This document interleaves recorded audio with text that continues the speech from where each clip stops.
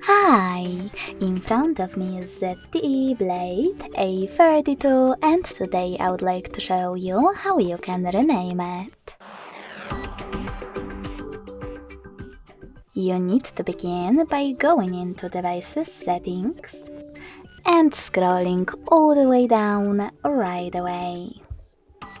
When you're ready, click on About Phone section at the bottom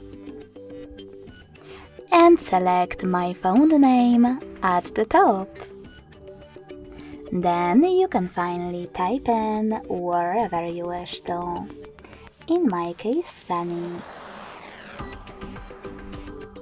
When you're done, click on OK in this pop-up and then also OK in the second one about visibility.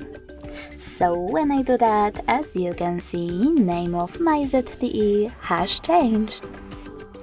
Thanks so much for watching. If you enjoyed this video, smash that like button, comment and subscribe. Bye!